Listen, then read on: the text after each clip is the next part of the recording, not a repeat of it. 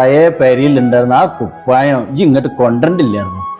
അപ്പോക്ക ഞങ്ങൾക്കത് അങ്ങനെ പെട്ടെന്ന് ഒഴിവാക്കാൻ പറ്റണമല്ലല്ലോ.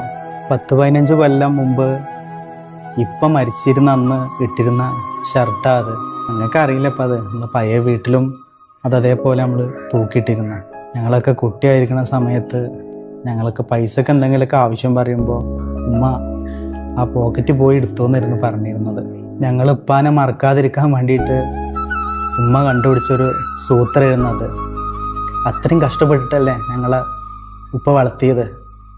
അതവിടെ തൂങ്ങിക്കിടക്കുമ്പോൾ ഞങ്ങൾക്ക് ഉപ്പാൻ്റെയും ഉമ്മാൻ്റെയും സാന്നിധ്യം അനുഭവപ്പെടും. അതുകൊണ്ട് വെച്ചതാണ്.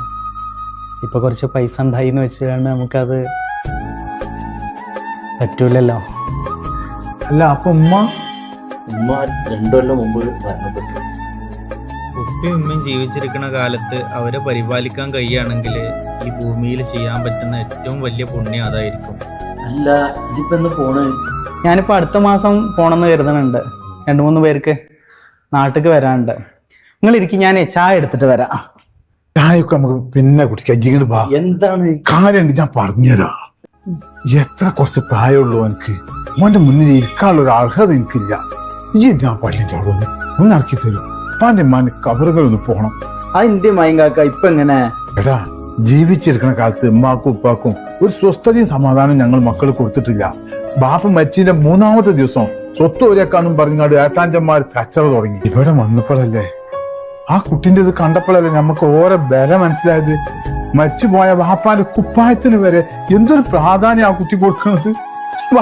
കപ്പിങ്ങ പോയി ഇത് സാരില്ല, അറിയാതെ പറ്റിപ്പോയതല്ലേ. കബറിങ്ങിൽ പോയി കണ്ട് ദ്വാരക്കാം. അതൊക്കെ ചോദിക്കാൻ ആ കുട്ടിക്ക് എത്ര പണി? അവനെ അധികം പഠിച്ചിട്ടൊന്നുമില്ല. ബാപ്പാനും ഇമ്മാനും നോക്കാൻ വേണ്ടിട്ട് 10ാം ക്ലാസ് പകുതിയിൽ നിർത്തിക്കാണ്ട് പണിക്ക് പോരെ തുടങ്ങിയതാണ്. ഇപ്പൊ അവനിക്ക് ഗൾഫിൽ 2 സൂപ്പർ മാർക്കറ്റ് ഉണ്ട്. അതിന്റെ അടുത്തുള്ള കമ്പനിയിലാണ് ഞാൻ ജോലി ചെയ്തിരുന്നത്. നല്ല നസീബാണ് ഇപ്പൊ അവനിക്ക്. നസീബ് ഇല്ലാതിരിക്കൂലല്ലോ. ബാപ്പാനും ഇമ്മാനും ഒക്കെ അങ്ങനല്ല കുട്ടിക്ക് എഴുതുന്നത്. ഇല്ല, ഞാൻ എടുത്തിട്ടില്ലേ കുഞ്ഞോളെ, അങ്ങെടുത്തോ.